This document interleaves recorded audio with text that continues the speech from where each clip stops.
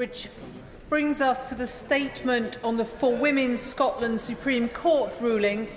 Minister for Women and Equalities, Bridget Phillipson. Thank you, Madam Deputy Speaker. With permission, I will now make a statement to update the House on the Supreme Court judgment in the case for Women Scotland Limited versus the Scottish Ministers.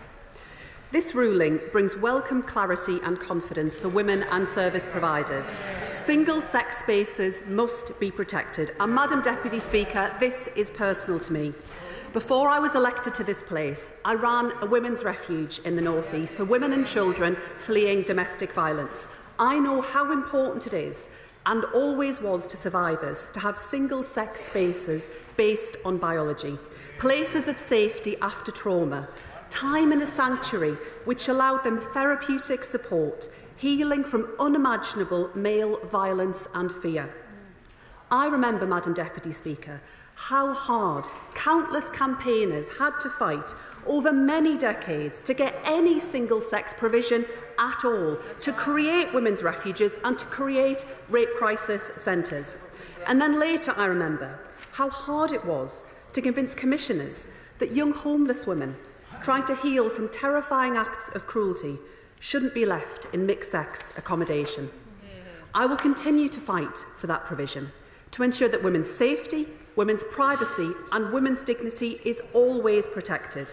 This government will continue as before, working to protect single-sex spaces based on biological sex, now with the added clarity of this ruling. And we will continue our wider work with commitment, with compassion, to protect all of those who need it right across society. Because, Madam Deputy Speaker, this is a government that will support the rights of women and trans people now and always. This is a government that will support the rights of all people with protected characteristics now and always. This is a government that will support the rights of our most vulnerable now and always. And on that, Madam Deputy Speaker, there is no change to announce. Dignity and respect for all now and always. But, Madam Deputy Speaker, this is a judgment long in the making. It began in 2018, when Scottish ministers issued guidance on the definition of a woman in the eyes of the Gender Representation on Public Boards Act. That guidance stated that a woman in that Act bears the same meaning as a woman in the Equality Act 2010 and included trans women with a gender recognition certificate. For Women Scotland challenged this guidance, saying that sex in the Equality Act means biological sex, so that a trans woman with a gender recognition certificate is a man for the purposes of the Act. The case was appealed to the Supreme Court, and last week the court ruled that sex in the Equality Act means biological sex. This means that a person will be considered as their biological sex for the purposes of the Equality Act, regardless of whether or not they have a gender recognition certificate. I know that the women who brought this challenge have not always been treated with the respect that they deserve. And this government believes in freedom of speech, and we believe in the fundamental right to protest. But in no way does that extend to criminal damage. There can be no excuse for defaced statues of feminist icons, no excuse for threats, no excuse for harassment. Madam Deputy Speaker, such acts seek to drag down the debate away from common sense, away from the sensible view held by the majority of the British public that women need single-sex spaces, that those spaces should be protected, and that you can protect those spaces while treating trans people with respect as well. So the certainty that this judgment brings is welcome. And now, Madam Deputy Speaker, it is time to move forward. There's now a need to ensure that this ruling is clear across a range of settings, from healthcare and prisons to sport and single-sex support groups. The Equality and Human Rights Commission, as Britain's equality regulator, is working quickly to issue an updated statutory code of practice to reflect this judgment, and I look forward to reviewing that code of practice in due course. And, Madam Deputy Speaker, alongside these updates, our work to protect single-sex spaces across society continues in earnest. Because for far too long, under the Conservative government, single-sex spaces were anything but, and nowhere is that clearer than in our hospitals. Year after year, the party opposite pledged to close mixed-sex wards, and yet year after year, their use not only persisted, it grew massively. And year after year, often in their most vulnerable moments, women were denied the privacy and the dignity that they deserved. Time after time, Conservative ministers, including the now leader of the opposition, came to this House and toured television studios telling the public that they were protecting single-sex spaces in our hospitals. Madam Deputy Speaker, the truth was very, very different, because as last year's data tells us, the use of mixed-sex wards rose by over 2,200%, 2,200% in 10 years under the last Tory government. There is no better example of this, of rhetoric divorced from reality, of a party playing politics with the safety of women, and we will never let them forget it. Madam Deputy Speaker, by contrast, this government will protect women's wards, and NHS England will soon publish guidance on how trans patients should be accommodated in clinical settings, and we will end the practice of mixed-sex wards once and for all. It is not just in our NHS that we will act on behalf of women. In prisons, we will continue to protect women's safety with single-sex accommodation. In women's sport, I have always backed integrity and fairness. Biology matters for competitive sport, and sporting bodies have issues rules to reflect this. So, Madam Deputy Speaker, in our prisons, in our hospitals, in sport, in a whole host of other spaces, what was true before the ruling remains true after the ruling. This government protects safe spaces for women under the Equality Act 2010. And for too many years, we've seen the heat dialed up on this debate by the party opposite, with no real action to protect women's spaces. While the use of mixed-sex wards increased under their watch, while an epidemic of violence against women and girls spread across the country, while women's health was neglected, this Labour government will deliver for women through our plan for change, driving down waiting lists month after month, tackling misogyny throughout society, and once and for all, delivering justice for survivors of violence against women and girls. Madam Deputy Speaker, I know as well that many trans people will be worried in the wake of the Supreme Court ruling. So I want to provide reassurance here and now that trans people will continue to be protected. We will deliver a full trans-inclusive ban on conversion practices. We will work to equalise all existing strands of hate crime. And we will review adult gender identity services so that all trans people get the high-quality care that they deserve. The laws to protect trans people from discrimination and harassment will remain in place, and trans people will still be protected on the basis of gender reassignment, a protected characteristic written into Labour's Equality Act. Madam Deputy Speaker, this government will offer trans people the dignity that too often they were denied by the party opposite. Too often, a convenient punch bag. Too often, the butt of jokes made in this place by the party opposite, culminating rather shamefully in the previous Prime Minister standing at this dispatch box trying to score cheap laughs from his backbenchers at the expense of vulnerable people. By contrast, Madam Deputy Speaker, this government is clear. Trans people deserve safety, they deserve opportunity, and they deserve respect. Madam Deputy Speaker, this verdict is about clarity and coherence in the eyes of the law. But the Supreme Court judges delivered, along with that verdict, a vital reminder. This isn't about the triumph of one group at the expense of another. It's not about winners or losers. It's not about us or them. And that is the message that I want to reinforce here today in this House. Everyone in our society deserves dignity and respect. Those values are not and never will be a zero-sum battle. Dignity and respect for all. Those are the values that lift us up and set us free. Those are the values that define and distinguish any modern and compassionate society. And those are the values, Madam Deputy Speaker, that this government will do everything to promote and protect now and always. And I commend this statement to the House. Leader of the Opposition, Kemi Badenoch. Madam Deputy Speaker, I thank the Secretary of State for advance sight of her statement, even if it was mostly a shameless work of fiction. I could not believe my eyes or my ears this afternoon. In 2021, the Prime Minister said it is not right to say only women have a cervix. In 2022, he said it is the law that trans women are women. In 2023, he said, and I quote, 99% of women don't have a penis. I know what a woman is, and I always have. The people of this country know what a woman is. We didn't need the Supreme Court to tell us that, but this government did. A Labour government so desperate to jump on a bandwagon that they abandoned common sense, along with the SNP, who put rapists in women's prisons, and, of course, the Liberal Democrats.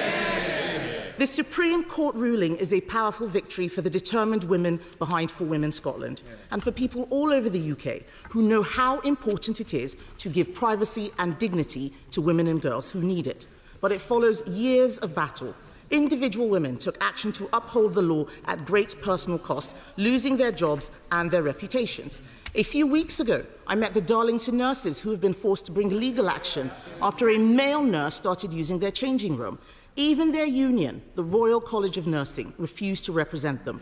Women should not have to battle the NHS or their employers through the courts. Why has it been such a battle? Because something as simple as biological reality became politicised and corrupted by activists pushing this ideology as foolish politicians cheered.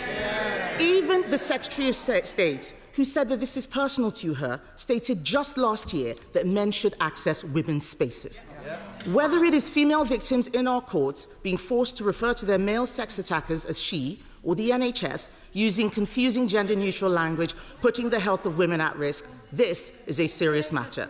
At every point, we have fought for women. We faced hostility from activist groups and those opposite. In 2020, when we rejected Labour's calls to introduce self-ID, or in 2021, when the then Home Secretary, the member for Whittam, ordered police forces to stop recording offences by trans women in female crime statistics. The current Culture Secretary said that crimes committed by men should be recorded how they wish, that those convicted of serious sexual offences should be held in jails that match their chosen gender. It was crazy then, and it is crazy now. I spent years battling abuse from Labour MPs as I fought to uphold biological sex in government, and as I blocked the SNP introducing their mad self-identity laws. I will take no lectures from them on what to do on this issue. Women and gay rights groups like the LGB Alliance were even refused stands at the Labour Party conference. The idea that they have supported this all along is for the birds. The Foreign Secretary described opponents of self-ID as dinosaurs. Labour now says that they know what a woman is, and that transgender people should use services and facilities designated to their biological sex. They've never said this before. This is a U-turn, but we welcome it. Now that we have legal clarity, will the Prime Minister show some courage and do the right thing? Will he apologise to the member for Canterbury, who faced so many security concerns as she was hounded out by the Labour Party and was rebuked by the Prime Minister and many Labour MPs sitting there looking at me for stating what the Supreme Court has now ruled to be true? Will she apologise to the member for Canterbury? I doubt it. Will the Prime Minister crack down on the groups we saw defacing statues of suffragists over the weekend with the same energy he reserves for his political opponents?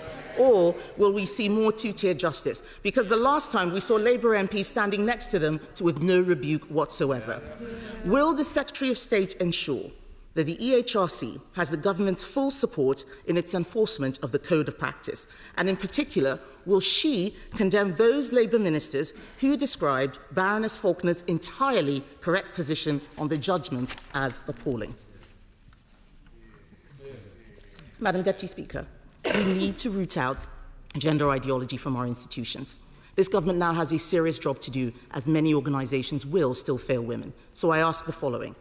As Minister for Women and Equalities, I published guidance for schools that made clear that toilets and changing rooms must be provided separately for girls and boys. She scrapped that guidance. Will she stand up to the unions and urgently publish what she now admits is the law? She also scrapped RHSE guidance to prevent schools from teaching contested gender ideology as fact. Will she now publish this guidance and remove materials that misstate the law? Will she act to stop passports and licences being issued with self-declared rather than legal sex? Will the government support our amendments to the data bill to ensure digital ID systems record biological sex accurately? And finally, Madam Deputy Speaker, I heard the Secretary of State. She says that she is here to protect transgender people. Many of them were misled by Labour's misstatements on this issue. Some are now left very anxious. She has not provided any reassurance, and she should not use them as a shield to protect her failure.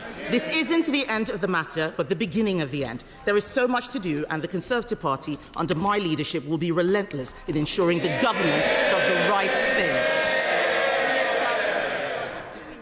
Madam Deputy Speaker, I'm delighted to see the Right Honourable Lady in her place today.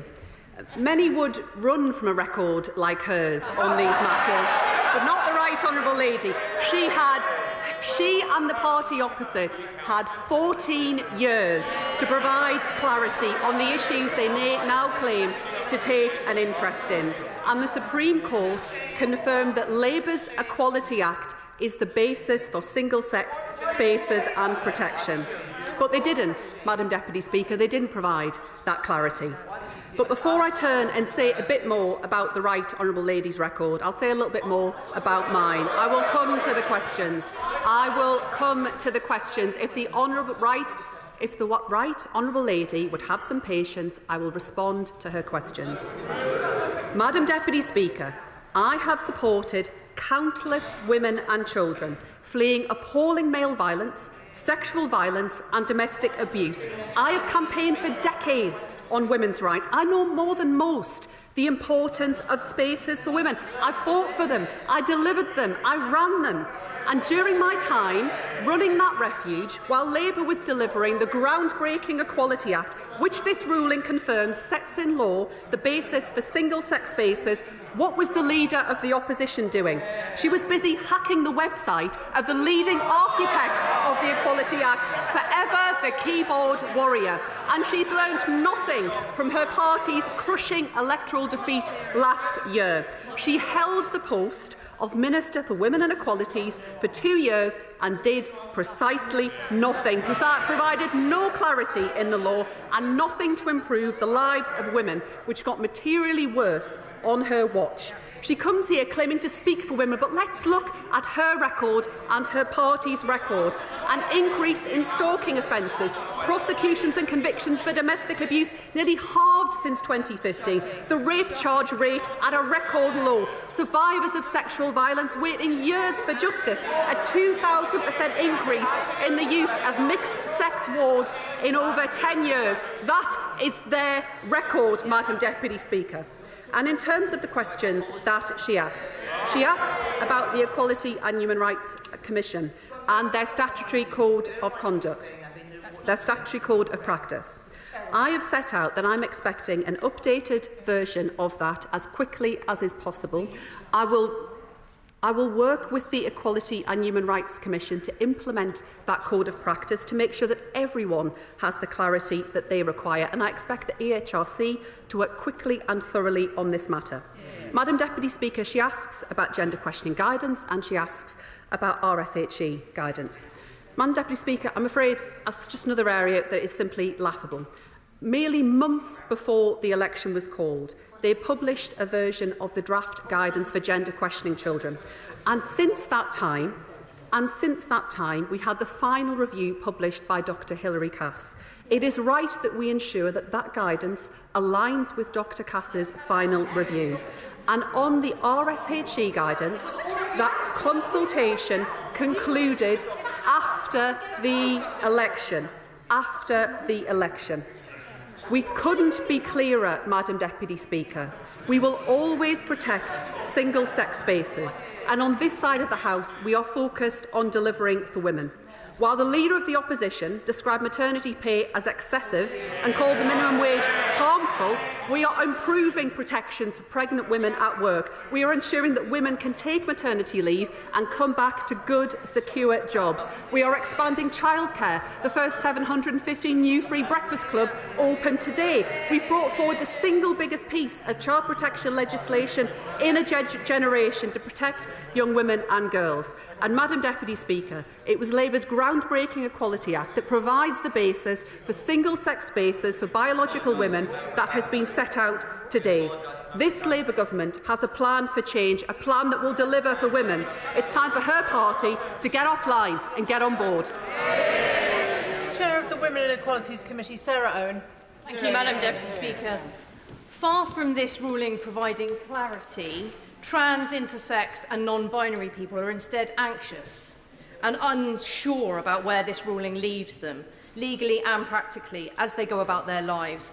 Does the Minister recognise that this ruling was made without a single contribution from trans people themselves? And will she ensure trans, intersex and non-binary people will be involved in any upcoming new guidance, and if so, how? Minister. Madam Deputy Speaker, I do believe this ruling provides much-needed clarity. I do recognise the Chair of the Select Committee's concern in ensuring that all people are treated with dignity and respect, including trans people. And my expectation is that through the development of the Code of Practice and the guidance, the EHRC will engage with a range of stakeholders with a range of different views as they develop that work and set it out in full. Liberal Democrat spokesperson Christine Jardine. Thank you very much, Madam Deputy Speaker, and I thank the Secretary of State for advance sight of her statement. I, of course, respect the independence of the Supreme Court and the ruling it has made to interpret the law as it stands, as I do the concerns of many women and the fears, the now increased fears, of the LGBT community. I also respect what the Secretary of State had to say about her experience of working in a refuge. And I agree, there is no length that we shouldn't go to ensure protection for women in that situation. But I'm sure from what she said, the Secretary of State will agree with me that that shouldn't be at the cost of the human rights and the security of another vulnerable group in society, which is what this threatens to do. And I would ask her if she could explain where now those transgender people who are fleeing violence, where they can go for refuge if they are going to be completely excluded. For years, we've seen this intolerable debate where two vulnerable groups have been pitted against each other, two vulnerable groups afraid of the same thing, violence, and mostly from men. So now the challenge for this government is to live up to the spirit of perhaps one of its proudest achievements in its previous government, the Equality Act, in protecting everyone. And I would ask the Minister, does she think it would be acceptable, if this government is not able to do that, that we see trans women forced into men's toilets to face goodness knows what sort of aggression, potentially violence there? And I would ask her if she would confirm what she says about protecting trans rights, because this government, we need some leadership from them now. And I've written to the Minister and asked her if we're going to see legislation to do that, because we must remember that what we're dealing with here is not some hypothetical, it's real lives, real fears, real concerns amongst the LGBT community, because equality and human rights should never be the Order. Minister. I'm grateful to the Honourable Lady. As she says, I know that she has written to me on this topic. I would be happy to meet with her, or a member of the Ministerial team would be happy to meet with her to discuss this further. Where we can agree is that dignity and respect should be for all within our country. That is for women and for trans people too. And trans people should not face discrimination or harassment on the basis of who they are. But I believe it is entirely compatible to ensure that we have a society that treats everyone with dignity and respect, whilst ensuring that single-sex spaces can continue to exist for biological women who require that safety and dignity, particularly following periods of terrible abuse. And I think it is also important that, of course, there are services that are available for trans people in addition. And often it's the case that some of those services are much better provided by those with the specialist knowledge and expertise in order to deliver that provision. I agree this should not be seen as being a conflict. And the ruling from the Supreme Court, whilst being clear about the importance of biological sex, was also at pains to stress that trans people do retain clear protections within law and should be able to live their lives free of harassment and discrimination. Catherine Fuchs. Thank you, Madam Deputy Speaker. I've already been contacted by several different LGBTQ+ and trans organisations in Monmouthshire, my constituency, who are really concerned and frightened about the potential implications of this judgment. Will the Minister commit to meeting with trans people from my constituency, such as Queer Space, Abergavenny Pride and Monmouth Pride, to hear their concerns about the potential impact of this ruling? Minister. Madam Deputy Speaker, I do note my honourable friend's concern, and I can assure her that I will continue to meet with a range of stakeholders in this important area, because I agree with her that no one should face prejudice or discrimination because of who they are, and that's why we're working with the Home Office to deliver our commitment to equalise all existing strands of hate crime, to make them aggravated offences. We will work right across this House to ensure that whilst we maintain single-sex spaces for biological women, we ensure that trans people have the support and the respect that they deserve, including access to healthcare services. Shivani Raja. Will the Secretary of State confirm whether she will take action? Will she take action to ensure policies and lessons in schools are not led by external organisations that are captured by contested gender ideology? Madam Deputy Speaker, as I set out in my response to the Leader of the Opposition, we will publish revised guidance where it comes to RSHE. I think it is an important principle that parents understand what is being taught to their children within their children's school, and we will ensure that that is maintained. Emily Thornberry. Thank you very much, Madam Deputy Speaker. Over the last few days, calls to switchboard the national LGBT+ helpline in my constituency has skyrocketed, with callers who are in fear for what this ruling means to them. Because trans people, frightened to use public loos today, know one thing. And does the Secretary of State agree? We should all be clear about this. The overwhelming threat to women and to all of the trans community is the violence that we suffer from cis men. Minister.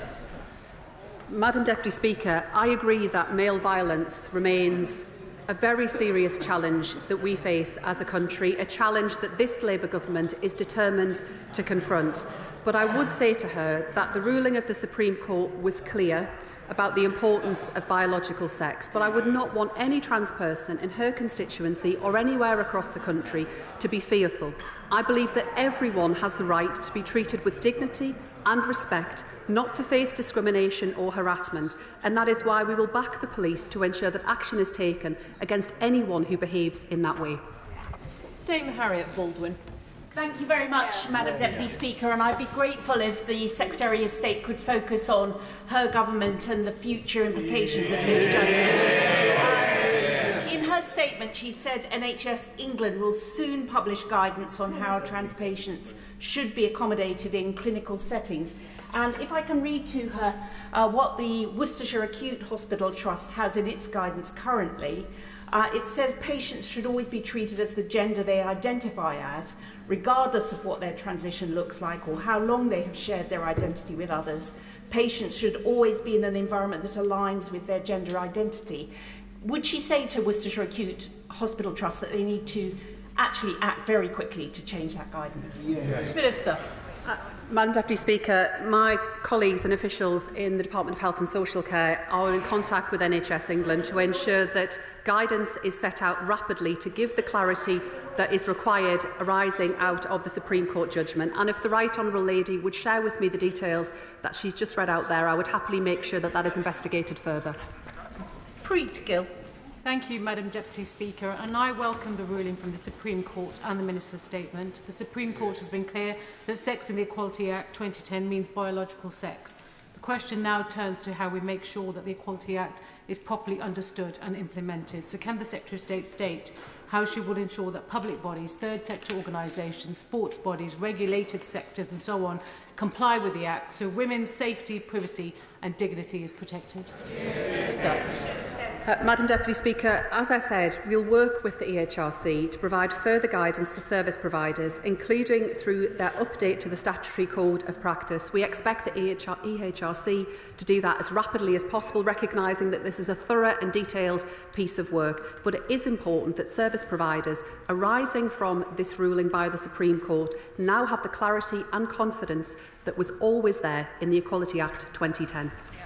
John Lamont. Thank you very much. The Supreme Court's ruling goes a long way to guarantee the rights and safety of women and girls. But does the Minister agree with me that the judgment highlights why it's now right for the SNP government to finally ditch the divisive gender self-ID agenda once and for all, and proves it was totally wrong for Scottish Labour to back the SNP Gender Recognition Reform Bill?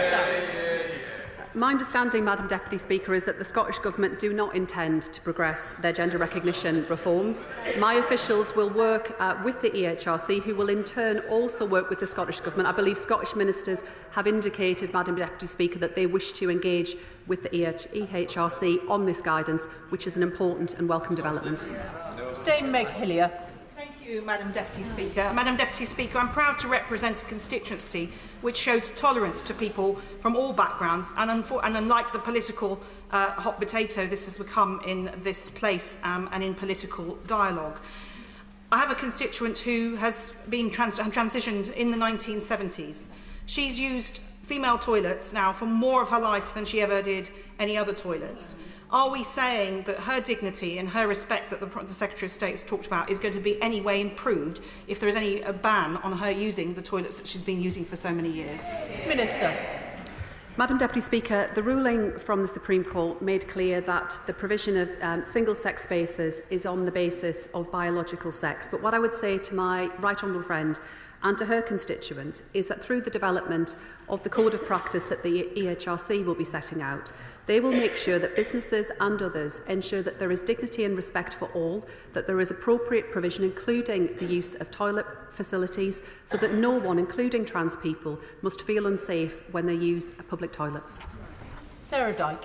Madam Deputy Speaker, everyone must be able to access services with the dignity upheld and privacy respected, including women and trans people. But following the Supreme Court ruling, many people are feeling confused and concerned. We must not allow this to lead to further heated arguments and toxicity. So what steps is the Minister taking to develop the critical guidance needed to give businesses and public bodies clarity on how this ruling should be implemented so everyone is treated with the dignity that they deserve? Minister.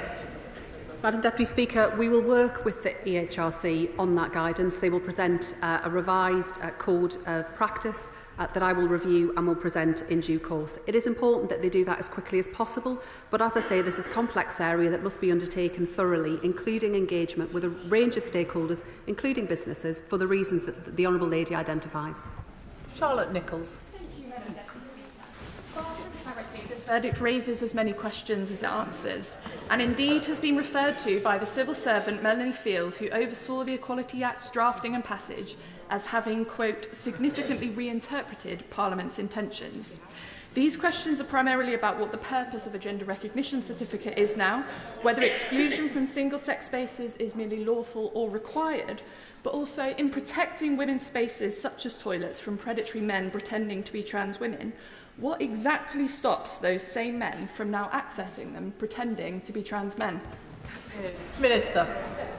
Madam Deputy Speaker, I understand the concern that my honourable friend expresses and why she raises the question she does today in this House. But I do have to say to her that the position of this government is that the Supreme Court has provided clarity and confidence in this area, particularly where it comes to single-sex spaces being on the basis of biological sex, and the basis for that was the Equality Act that the last Labour government introduced. Caroline Johnson. Madam Deputy Speaker, I am pleased to get the clarity from the Supreme Court judgment. People on this side have always known what a woman is. The Right Honourable Lady says she's going to ensure that the government implements and ensures that the public services are fully compliant with the legislation, which is good. Could she clarify, she's talked about NHS single-sex wards and their provision for biological females and biological males.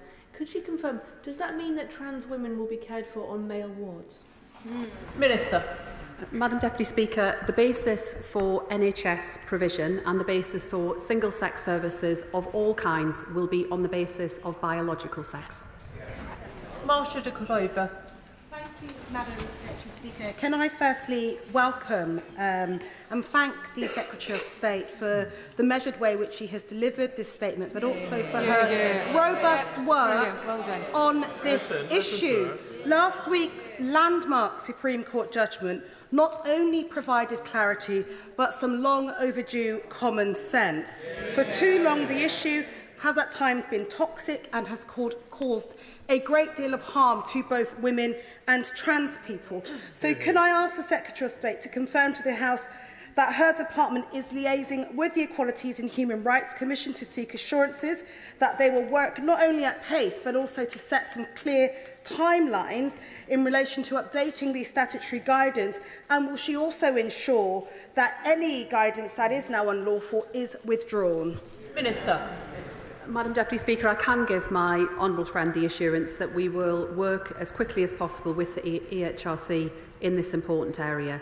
I also think she is right to highlight the importance of good temper where it comes to different views on this topic, recognising that people have held strongly held views over a number of years, but where we do that, we respect one another, and that where we disagree, we do not descend into hate-filled rhetoric or involve ourselves in some of the unfortunate and deeply regrettable protests in terms of the nature of the defacement of statues and hate-filled rhetoric. Now is the opportunity, Madam Deputy Speaker, arising from the Supreme Court judgment to draw a line under this, to make sure the right guidance is in place and to ensure that clarity is there for all. Kirsty Blackman. Thank you very much, Madam Deputy Speaker. I appreciate the Secretary of State's words around reducing the temperature on this. There are an awful lot of people who are hurting a huge amount this week as a result of the announcement that's been made, and I appreciate the commitment to reduce the temperature on that, and I hope that everybody would sign up to that. The SNP welcomes the clarity that's been offered on the definition in the Equality Act and notes the judgment's points of interaction between the 2010 and the 2004 Act. Also notes the commitment of the Secretary of State and the EHRC to deliver the guidance as quickly as possible on the new Code of Practice. I would like to ask the Secretary of State if and when she'll be replying to the letter that was sent from the Scottish Government seeking a meeting with UK Government in early course, and I would urge her to undertake that meeting as soon as possible, please. Minister. Madam Deputy Speaker, I would of course be happy to engage with colleagues from the Scottish Government. I'll respond to that letter as quickly as I can. Cat Smith. Thank you, Madam Deputy Speaker.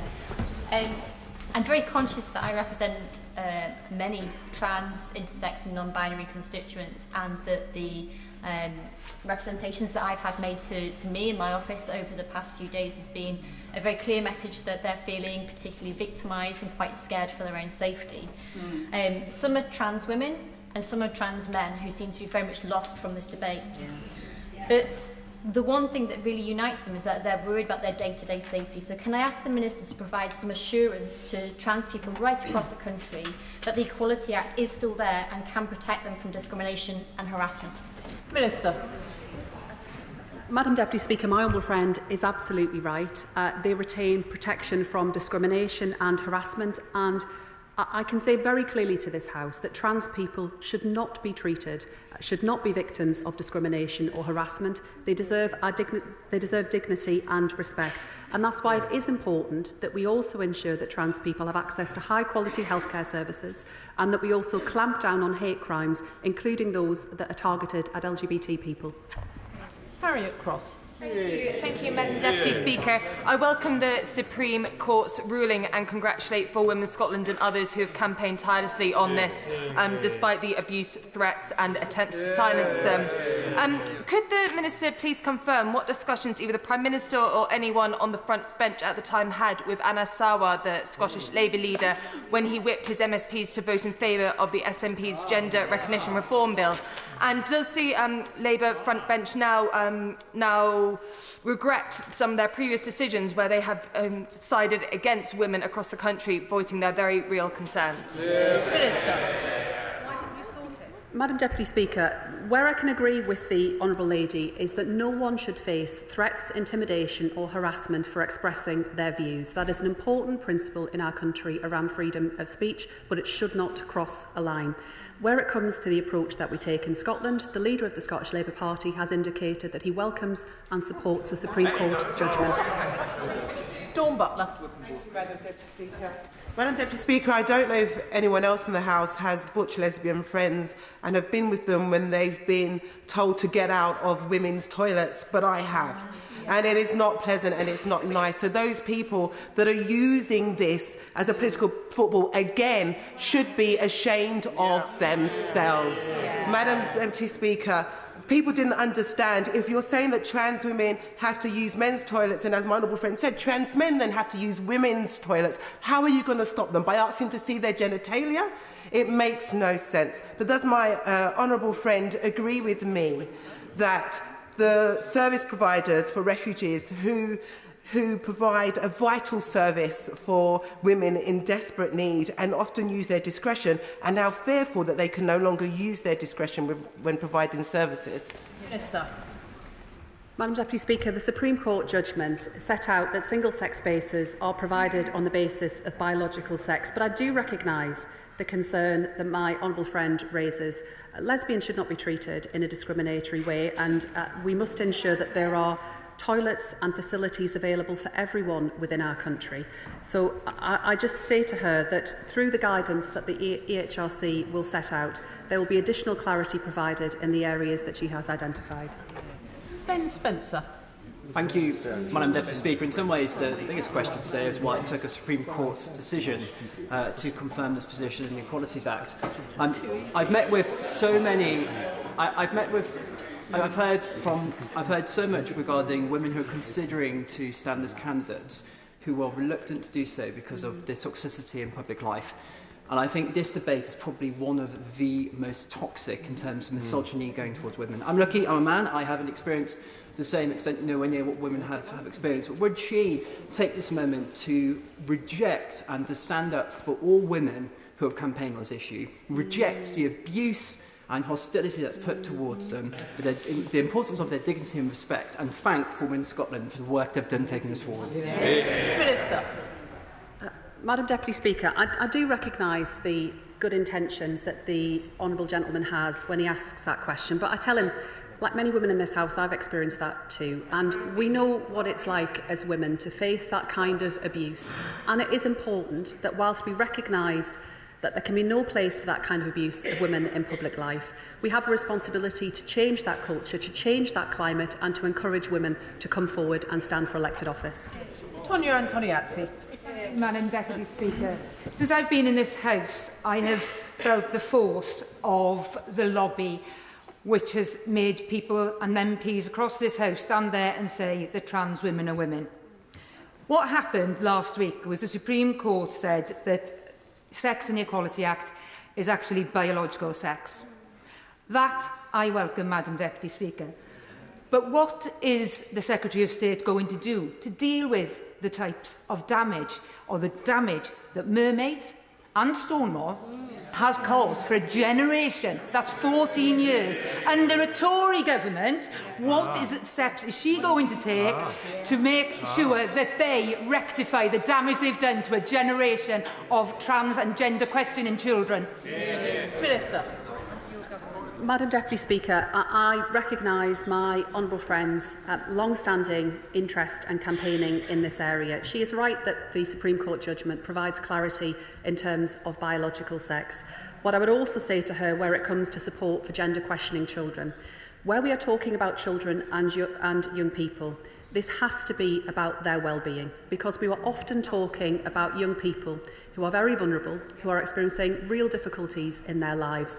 And Hilary Cass's review made clear that young people in that situation do need support, do need protection, and that is why we will this year also publish revised gender questioning guidance for our schools as well, to provide that further clarity that is needed.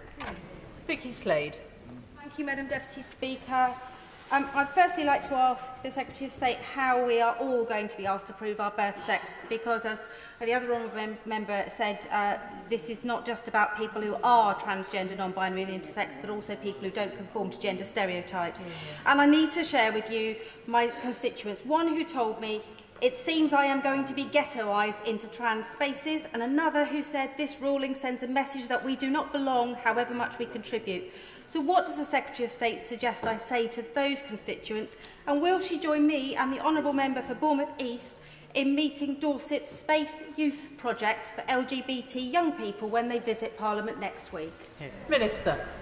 Madam Deputy Speaker, I would say to the honourable lady's constituents and trans people across this country that the ruling was clear that whilst single-sex spaces are on the basis of biological sex, trans people retain in the law protection from discrimination and harassment, and we as a government will always ensure that trans people have the dignity and respect that they deserve. Nadia Whittam. Thank you, Madam Deputy Speaker. Research shows that half of trans people already fear using public toilets. So I am deeply, deeply concerned about the impact of comments by the Minister and the Prime Minister spokesperson that trans people should use a toilet that many of them would not feel comfortable or safe in. So I ask, how would trans people's exclusion from toilets they have long used be a proportionate means of achieving a legitimate aim, as the Supreme Court judges and Equality Act dictates?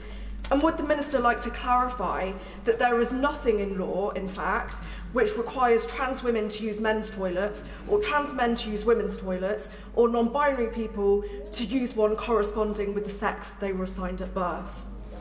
Minister. Madam Deputy Speaker, the Supreme Court's judgment was clear on biological sex. But I do understand and recognise the need to ensure that there is provision, including toilet facilities and other provision in place for everyone within our society. That's why many businesses, many service providers also provide unisex provision, why many service providers will also put in place enclosed bathrooms that do not require people to make that decision, to ensure that their dignity and privacy is respected. That is important for all people in our country, Madam Deputy Speaker. Luke Evans. Thank you, Madam Deputy Speaker. Practical question.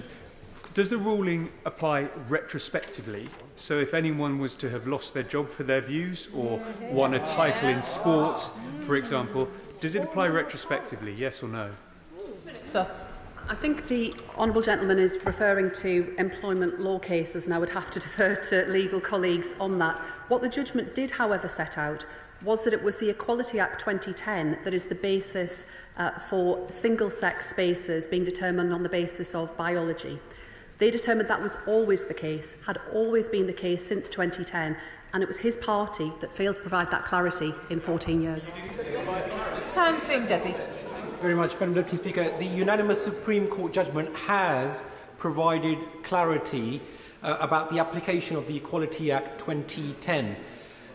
And it is incredibly important that hard-earned women's rights and single-sex spaces are protected, while also protecting our trans community, who continue to face considerable discrimination. So there needs to be a solution whereby they too are treated with dignity. Does my right honourable friend, the Secretary of State, agree that this entire issue needs to be dealt with a great deal of sensitivity and sensibility, rather than it being treated as a political football or as a culture war issue? I agree that the Supreme Court judgment provides much needed clarity and certainty, including to service providers, but I also agree with my honourable friend that we need to make sure that this is dealt with sensitivity. I think particularly whereas we have done a number of exchanges in this House that we are talking about children who might be gender questioning, might be experiencing significant issues around their well-being. And I want to make sure that right across society, women have the access to single-sex spaces that they need and that they deserve, and that, as he has said, they have long campaigned for, but the trans people too receive appropriate support, including healthcare support, and do not face discrimination or harassment on the basis of who they are. Liz Saville-Roberts. While the Supreme Court's ruling brings clarity to some, it brings undeniable fear and uncertainty to others. And the Minister's statement today still leaves vulnerable trans people lost in a maze of complex equalities law. She talks about dignity and respect. Take just one setting for which her government is responsible. Our prison system is dangerously dysfunctional. So what safeguards will now be strengthened so that no trans person is placed in greater danger as a direct result of this ruling? I'm afraid to say, Madam Deputy Speaker, I disagree with the Honourable Lady that it was complex. I think the ruling was very straightforward and very clear and has provided clarity that has been sadly lacking for many years. To her question around prisons, of course it is important that vulnerable prisoners receive the support that they need, but the basis of single-sex spaces are determined, as the Supreme Court ruled, on the basis of biological sex. But of course, yes, where there are vulnerable prisoners, different situations may need to be put in place separate to that. Chian Wara. Thank you, Madam Deputy Speaker. And I am quite frankly astounded that the Leader of the Opposition seeks to portray herself as a champion of women's rights when she has refused to recognise the reality of discrimination and harassment of women and stripped the funding from so many of the services that protect women. And I would also like to pay tribute to the many members of this chamber who have worked publicly and privately to protect single-sex spaces and the rights and dignity of trans people. Now, the judgment clarifies that single-sex spaces do not have to offer services to trans women. Does my right honourable friend, can she say whether they are obliged to refuse services to single-sex women? Minister.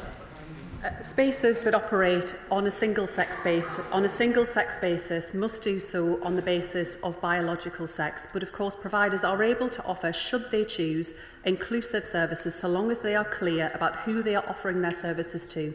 And I agree with my honourable friend that what we saw under the last government was a shameful record where it comes to prosecution of rape, prosecution of domestic violence, where rape in this country was all but decriminalised. Rebecca Smith. Thank you, Madam Deputy Speaker. I'm sure the Secretary of State will recognise that there are many women, former supporters of her party, who voted for candidates like me entirely because of the record that we had for supporting biological women. However, in the meantime, given that a number of trade unions claim that they will ignore the ruling of the Supreme Court and in some cases even campaign against it, what plans does the government have to ensure that all trade unions are made to recognise that the Supreme Court ruling applies to them too? Madam Deputy Speaker, I don't really know where the Honourable Lady's been since July, but her party suffered a devastating general election defeat. That's why she sat there and not over here. Steve Brace. Thank you, Madam Deputy Speaker. Many of my trans and sex and binary and non-binary residents next to and their relatives have been in touch with me to express their concern and fear after the decision last week. Can the I know that the Secretary of State mentioned this in her opening statement. Can she recommit, though, to the ambitious agenda that we do have to advance the dignity and respect of trans people over the course of this Parliament? Minister. I understand my honourable friend's concern, and what I would say to his constituents and to trans people across our country is that we are working with the Home Office to deliver our commitment to equalise all existing strands of hate crime to make them aggravated offences. We will also bring forward a draft conversion practices bill in line with the King's Speech and our manifesto that will be trans-inclusive. We're clear that that ban must not cover legitimate psychological support, treatment or non-directive counselling, but we are clear that conversion practices are abuse and we will legislate to stop them. Carla Denyer. Mr. Speaker, many people are feeling deeply worried about the Supreme Court judgment and what it means for their ability to live their lives in dignity and in privacy. So, will the Secretary of State make a commitment to uphold trans people's fundamental rights, including the right to privacy, given that the Gender Recognition Act was created in part to do that, but the Supreme Court ruling risks dismantling that by forcing trans people to out themselves multiple times a day whenever they visit the toilet, in their workplace, in public buildings or indeed in the hospital? Madam Deputy Speaker, I'm sorry, but I just disagree with the questions that the Honourable Lady poses. The ruling from the Supreme Court was clear that whilst single-sex spaces are to be delivered on the basis of biological sex, the judgment also set out that trans people must be free to live their lives free of discrimination and harassment and retain clear protections within law. Olivia Blake. Thank you, Madam Deputy Speaker. The Minister will know there is considerable concern and fear amongst transgender, intersex and non-binary people across the UK, including in my constituency. But will the Minister outline what urgent steps the Government is taking to reassure my trans and non-binary constituents that their rights remain protected under UK law, and to ensure that this ruling is not misinterpreted or misused to undermine their dignity, safety and access to services, or lead to discrimination on a wide scale, including wrongly challenging people trying to go about their lives in our communities? Madam Deputy Speaker, the rights of trans people are respected and retained following the Supreme Court judgment. The ruling was very clear about that, and it is important that we emphasise that point here today. Alongside that, Madam Deputy Speaker, we will ensure that hate crime is properly recorded and punished, because trans people and all people in our country deserve to live their lives free from discrimination, harassment and hate. Gregory Stafford. Thank you, Madam Deputy Speaker. Patients not only deserve to be treated in single-sex wards, but also be treated, especially when they're having intimate exams, by clinicians of the gender and sex that they wish. So is she concerned, as I am, about the General Medical Council that is going to carry on with its policy to remove and hide biological sex from the medical register? What discussions is she having with the General Medical Council and the other medical regulators about this issue? Minister. I agree that it is important that patients have the right to single-sex provision and to the access to single-sex provision around clinical treatment. But I'd just point out to the honourable gentleman that he might want to have a word with the Leader of the Opposition about the massive increase in the use of mixed-sex wards under his party. Zara Sultana. And Deputy Speaker, in Britain today, trans women are denied safe housing, refused essential healthcare and left waiting years for gender-affirming treatment. This is not accidental. It is the result of a climate of hostility against a marginalised community fuelled by people in positions of power, including in this very chamber. So let me be clear, trans people are not a debate, a culture war or an ideology. They are human beings and trans rights are human rights. So I ask the Minister, will this government ensure that it doesn't pander to hate? Will it reverse its damaging rollback of LGBT+ rights, including the ban on puberty blockers, and unequivocally defend the Equality Act and the protections it provides for trans people across the UK? Minister. The Honourable Lady asked a number of questions there. What I can say to her is that trans people, of course, deserve to be treated with dignity and respect, and they retain rights to live their lives free of discrimination and harassment as set out in the Supreme Court judgment. She asks about puberty blockers. I'm afraid there is going to be no change to government policy in this important area. Richard Tice. Thank you, Madam Deputy Speaker. Now we've got confirmation from the Supreme Court what the definition of a woman is. Could the Secretary of State confirm that all public sector and private sector bodies will apply that definition with immediate effect? Secretary of State. Thank you, Madam Deputy Speaker. The Equality and Human Rights Commission will set out a statutory code of practice that will provide further clarity. But I would just say to the honourable gentleman that I'll take no lectures from his party about the importance of defending women's rights, given that one of his own number that sits on those benches was convicted and went to prison for assaulting his former partner. Emily Darlington. Thank you, Madam Deputy Speaker. There are some days I'm really proud to be an MP and the level of debate in this chamber, and there's some days like today when, quite frankly, the Leader of the Opposition was absolutely appalling. She continues to talk over people, not listen, laugh at people while they're talking about an issue that is very, very serious. People out there are scared as a result of this judgment, and they will... Could you maybe let me speak? Sorry, apologies. Sorry, could the honourable member allow me the politeness of not speaking over me? Keep going. My question, and I will ask a question, when it... Order. I do appreciate that feelings are running high in this statement. However, please do ask your question and put it on the record. Do you think that, does the Secretary of State agree with me, the debate in this chamber is listened to by those people who are today scared, and the behaviour of the Leader of the Opposition in talking over people, laughing at people, and when cis men violence was mentioned, the opposite benches laughed. Yeah. That does not reassure women or trans women in this country. Does she agree? Secretary of State. Madam Deputy Speaker, I agree that where we discuss these matters, they are sensitive and they do generate strong feelings. And it is, of course, right that in this House we are able to engage in robust discussion, including on issues that might at times be difficult. But I accept the point that my honourable friend is making, that we do need to treat one another with respect and understand the need. So much for dignity and respect, eh? Rebecca Paul. Thank you, Madam Deputy Speaker. I welcome the clear ruling from the Supreme Court, and I thank the Secretary of State for her statement. However, I'm really disappointed that there was no mention of schools at all in her statement. Many schools are teaching gender ideology as if it is fact. They are not providing single-sex facilities and single-sex sports teams. How will she ensure that they now, going forwards, comply with the rules and the law, as it has always been? Secretary of State. I'd suggest to the honourable lady that after this session she reviews Hansard. Melanie Ward.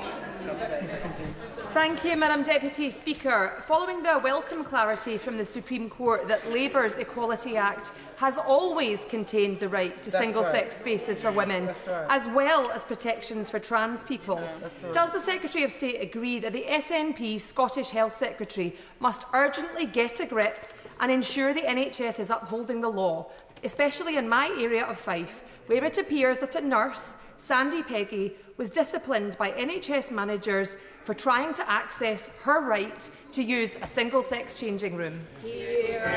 Secretary of State. My honourable friend will understand that I'm not in a position to comment on ongoing cases, but what I can say to her is that I agree that the Supreme Court ruling demonstrated that the Equality Act that the last Labour government introduced is the basis on which single-sex provision based on biological sex should be delivered. Tom Gordon. Thank you, Madam Deputy Speaker. The Secretary of State says that the ruling provides clarity, but with trans constituents that I met and corresponded with over the weekend, it provides anxiety and fear. A local media outlet, the Stray Ferret, last week published an article documenting a 60% increase in trans hate crime in the last decade in North Yorkshire alone. I and many others worry that the rhetoric and language around this issue will only fuel that. So can the Secretary of State confirm how the government will ensure trans people, who are already disproportionately targeted, are not marginalised further, and that the upcoming EHRC guidance addresses the safety and inclusion as seriously as it does the legal clarity? Secretary of State. Madam Deputy Speaker, the ruling from the Supreme Court was clear, but he is right that there can be no place for hate and no place for people to be targeted on that basis, and it is important that action is taken against those who perpetrate hate crime. Mayor Ellis. Thank you, Madam Deputy Speaker. Like many of my colleagues today, I am truly exhausted by the cynicism of the cultural wars around this topic, and I hope we can focus on how we make any changes work practically. Would the Secretary of State agree with me that all of us in this House should be mindful that there are human beings affected by every comment we make on this matter, and how we behave here will inform how the wider public behave, which I hope would be with kindness and compassion. I agree, Madam Deputy Speaker, that everyone in our society should be treated with dignity, with compassion and respect. And the Supreme Court ruling, while setting out its position on biological sex, was also clear that trans people retain important protections in law, including where it applies to discrimination and harassment. And I do believe it is important, Madam Deputy Speaker, that all of us share that message in understanding the ruling and in making sure that it is well understood across our country, because the last thing that any of us would want is for trans people to be fearful. That's right. Richard Holden. Thank you very much indeed, Madam Deputy Speaker. I want everyone treated with dignity and respect, as the Supreme Court made clear. But should women have to rely on a court ruling followed by guidance at some point from the EHRC rather than the clear view of this House? And what would the government's view be of primary legislation in this area rather than relying on a court ruling? Secretary of State. Madam Deputy Speaker, the ruling of the Supreme Court was that the Equality Act, which was passed by this House, is the basis for the protections that exist in law on the basis of biological sex. Toby Perkins. Thank you very much, Madam Deputy Speaker. I've had very constructive discussions with constituents on both sides of this debate. But does the Secretary of State agree with me that those who seek to promote trans rights with sexually aggressive placards or through aggressively threatening women who disagree with them in the most disgusting ways, as we've all seen, do tremendous harm to the trans cause and should realise how counterproductive their slogans are to the cause that they're attempting to promote? Secretary of State. Madam Deputy Speaker, no one should be targeted through the use of vile placards containing abuse or hate, and he is absolutely right. I agree with him. Not only is that wrong, but as he says, it is completely counterproductive. It does nothing to advance the discussion that those who present those placards would wish.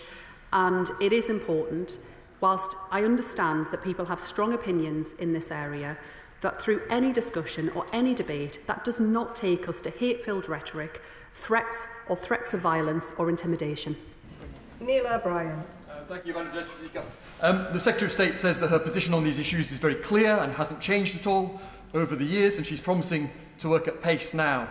And yet, 9 months into her time as Education Secretary, the guidance that was consulted on over a year ago has still not been published on gender questioning children. So can the Secretary of State help schools by answering this question? Can it ever be right for a school to socially transition a child without talking to the parents first? Secretary of State. Madam Deputy Speaker, we will set out guidance this year for gender questioning children. It is important because I will answer the question. I will answer the question directly if the Right Honourable Lady would just allow me a moment. We will publish the guidance later this year. I recognise the importance of providing clarity to school leaders, and we inherited a draft version that it was important we looked at and engaged with stakeholders following the final review of the final CAS review. But yes, I do agree that it is important that parents are involved in important decisions about their children's lives. There will always, alongside that, be potential safeguarding considerations that also need to be taken into account. That's why we are looking at these areas very carefully to make sure that we get that right and we provide the clarity that school leaders, quite rightly, are asking for. Chris Ward. Thank you, Madam Deputy Speaker. The Secretary of State is absolutely right that we need to conduct this debate with respect and compassion. Excuse me, because ultimately this is about people's lives and their rights. And that's why there is such concern in the trans community at the moment, including in my Brighton Kemp Town constituency, which has the largest trans community in the country. So can she confirm two things for me? First, how will she ensure that trans people have faith that their existing legal protections will be upheld and not rolled back on? And secondly, how will the government ensure that trans voices are heard as public bodies roll out their response to this ruling? Secretary of State. On the two areas that my right honourable friend asks, yes, absolutely. The trans people retain important protections in law, and the ruling of the Supreme Court puts that beyond doubt. Secondly, to the question he asks around ensuring that trans voices are heard, it will be important that the EHRC, as part of their consultation in developing the code of practice that will be required to provide further clarity, engage with a range of voices as a part of that, and I'm confident that will happen. Jim Allister. Given that Article 2 of the Windsor Framework ridiculously requires Northern Ireland to be in dynamic alignment with EU equality directives, which include embracing self-identification, what steps will the government take to ensure that this common sense ruling of the Supreme Court is applied consistently and without adulteration across the whole United Kingdom, now and always? I will review the questions that the Honourable Gentleman asks and write to him with a full response. Tom Hayes. Thank you, Madam Deputy Speaker. The Supreme Court asked that politicians not weaponise their interpretation of law set down by Parliament. It's almost like they had anticipated the Leader of the Opposition. Yeah. The public are watching, and wherever they stand on this debate, they are not seeing a potential Prime Minister in the Leader of the Opposition. Because trans people are worried and they are scared, it's important to give reassurance. The Supreme Court clearly said that trans people remain protected under the Equality Act, regardless of whether they have a gender recognition certificate. The Supreme Court said that it could not rule on the definition of a woman other than its use in the Equality Act. As I say, my constituents, who are trans, and their allies are deeply scared. Will the Secretary of State stand at the dispatch box and repeat her support for trans people in my constituency and around our country? And I want to repeat the invitation from my honourable friend, the member for Mid Dorset North Pool. At my invitation, young trans people from Bournemouth and Dorset are coming to this place to know that this is their parliament, that they have a place here. They are listened to and respected and have dignity. Would she or a minister come and meet with them? Secretary of State. Madam Deputy Speaker, I'll review the request that my honourable friend makes, if he could provide me with additional details so that I can do that. But I do agree with him about the importance of reassurance that trans people should be free to live their lives with compassion, with dignity and respect, and the ruling of the Supreme Court made that very clear, that they retain legal protections, and it is important that we all convey that. Graham Stewart. Thank you, Madam Deputy Speaker. Can I thank the Secretary of State for her statement and her emphasis on the need for sensitivity and indeed good temper in dealing with this topic. And in that spirit, could I ask her to salute the courage of J.K. Rowling, Sharon Davis, and indeed the Honourable Member for Canterbury?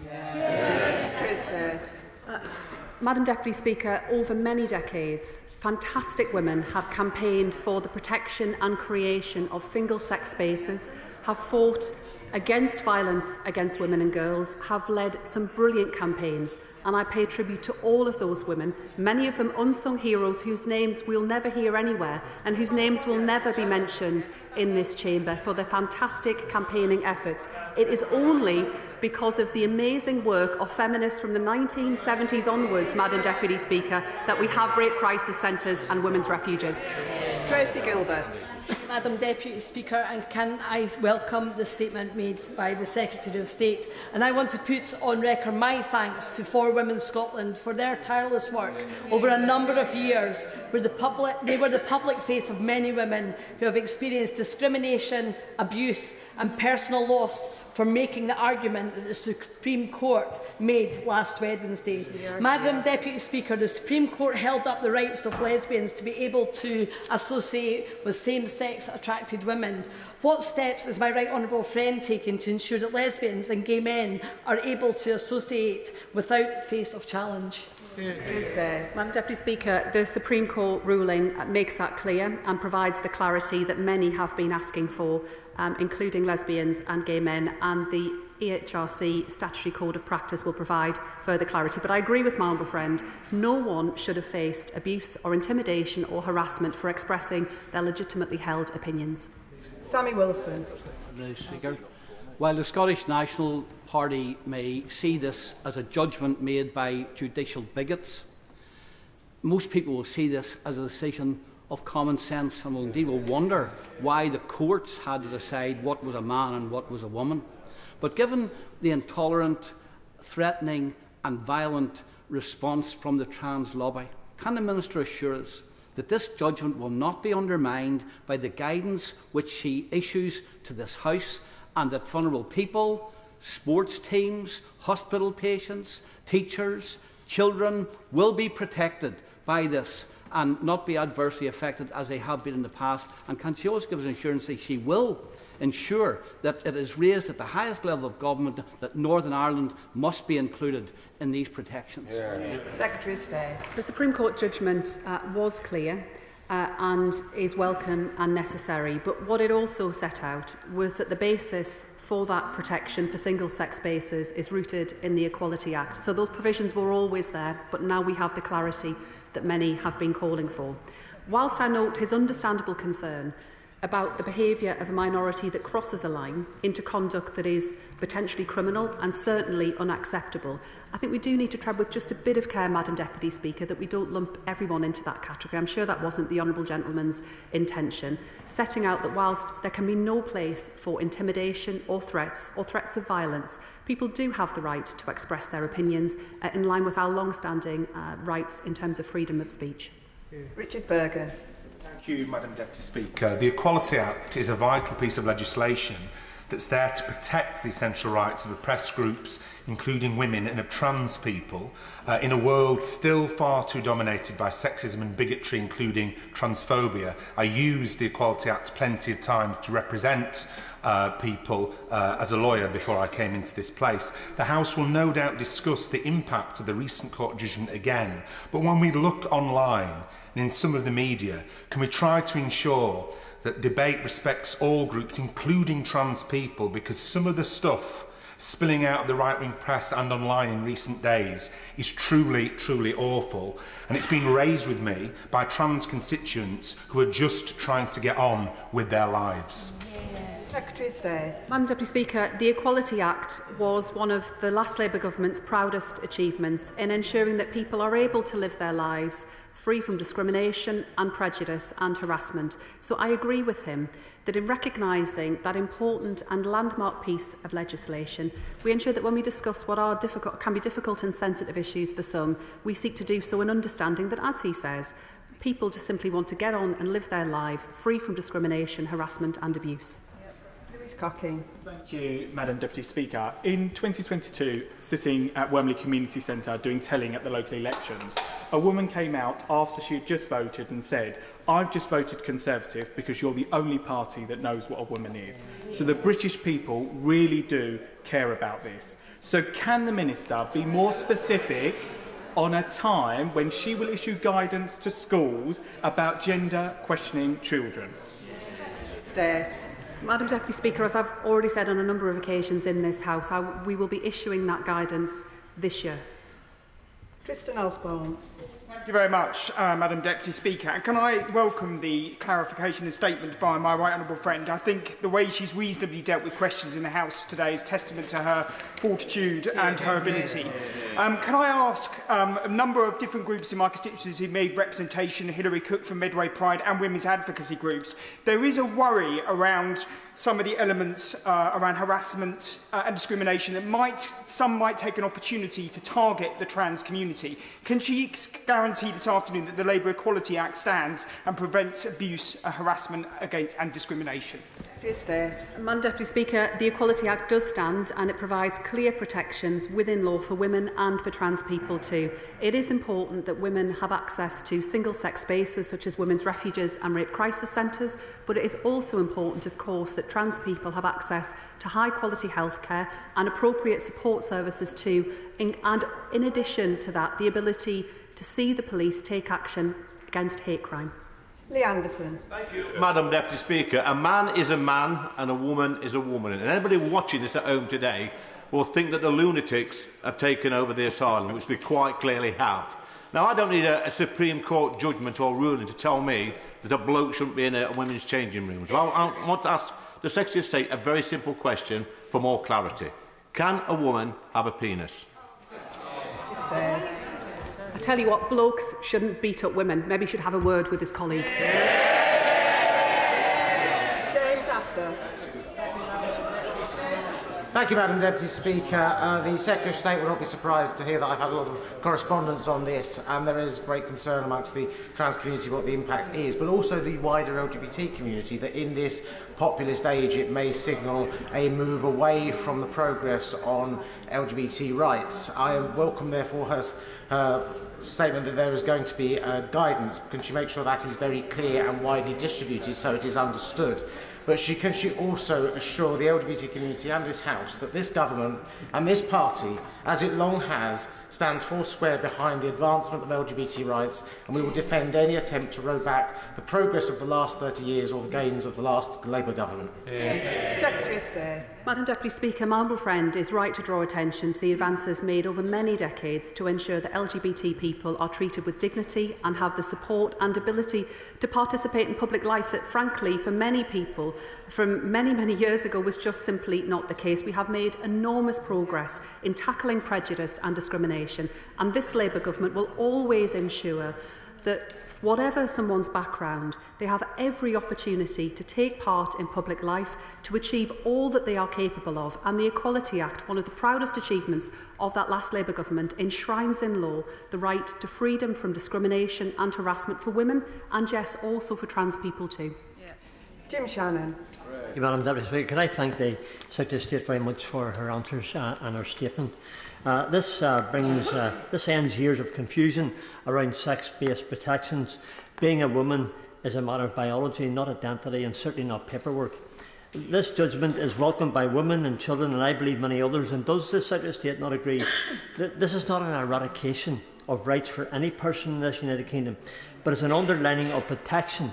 And what discussions will take place with Cabinet colleagues to see an end, for example, posters for birthing people terminology and other such phrases being used in the NHS, and instead return to the court-declared definition of women through health trusts in this UK? Today is a good day for women, a great day for the law, and a wonderful day for the people and for truth.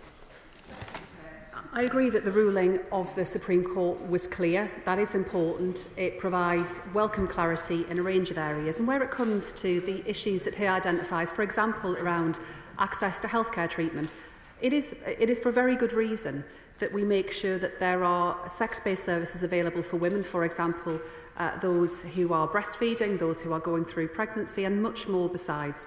But we also, alongside that, need to make sure that healthcare is available and accessible to all. Jonathan Hinder. Thank you, Madam Deputy Speaker. We've made so much progress as a society in breaking down sexist stereotyping. The stereotypes which said women had set roles, should look and act in a certain way, they were being broken down, exposed as the fake construct they really are. Because sex is the only factor which distinguishes men from women. Beyond that, you should be able to live without conforming to those stereotypes. But then this movement came along which argued, actually, all those feminine, girly things, those sexist stereotypes we'd been fighting to break down, they're in fact the things which make a woman, not sex. Regressive, backward, nonsensical. So will the Secretary of State join me in saluting those courageous women who stood up and pointed out the absurdity of this argument and commit to rooting out this ideology from our public institutions? Madam Deputy Speaker, it was over many decades that feminist campaigners from the 70s onwards worked incredibly hard to ensure that women were able to divorce, that when that happened they were able to see their children, that they got protection at work, that they didn't face discrimination, that they could access women's refuges, rape crisis centres, and that rape was finally, back in the early 90s, banned in marriage. I pay tribute to the amazing feminist campaigners and women over many decades who have brought us to a much stronger position, and to the brilliant trailblazers from across political parties who have ensured that we have far more women represented here now in this place than ever before. Peter Swallow. Thank you, Madam Deputy Speaker. Dignity and respect for all, those are the values that lift us up and set us free. Those are the values that define and distinguish any modern and compassionate society. I want to thank the Secretary of State for those remarks in her statement today. Will she just reiterate one more time that when this government talks about increasing, supporting equality for all, that really does mean all? Madam Deputy Speaker, my honourable friend is right. This is about dignity and compassion for all, and that is an important message I think we should all take out from this House. The final question from the backbench is David Smith. Thank you, Madam Deputy Speaker, and I thank the Secretary of State for her clear and positive response to the Supreme Court's ruling. I, like her, before I was elected into this place, ran a North East-based homelessness charity for 8 years. And I have to say, contrary to some of the debate in the last few days, and actually even in this place today, it is almost always possible to find a solution where you can support people on a single-sex basis and those who identify as transgender. So, and I have to add, I should say, Madam Deputy Speaker, that was the last 8 years that I did that was not helped by the total lack of clarity by the government, the Conservative government that was. So does the Secretary of State agree with me that it is important to reaffirm that under the Equality Act, trans people remain protected from discrimination under the protected characteristic of gender reassignment, and that the Supreme Court ruling is focused on clarifying protections that have always existed in the Equality Act based on the protected characteristic of sex? He is right, Madam Deputy Speaker, in his assessment, and I pay tribute to the work that my honourable friend did over many years where it comes to supporting homeless young people and homeless people across the North East. I agree with him that it has always been possible to ensure that single-sex spaces were delivered on the basis of biological sex under the Equality Act, but I am glad that providers can now be absolutely confident and crystal clear. But one thing I would just observe in addition is that those rights were hard fought and hard won and received significant pushback over many periods of time. He will have doubtless had the same experience that I had, where commissioners would suggest that mixed-sex accommodation was appropriate, where in many cases we were talking about vulnerable young women who had been exposed to sexual violence, including sexual abuse within the home, and what they wanted and what they needed was single-sex accommodation. And it is important in that context that we ensure that services are available in an appropriate manner for anyone who needs them. And that does mean that on occasion, trans people will also require separate provision so that their needs can be properly met, their healthcare needs, their support needs, and where they may be facing abuse and intimidation.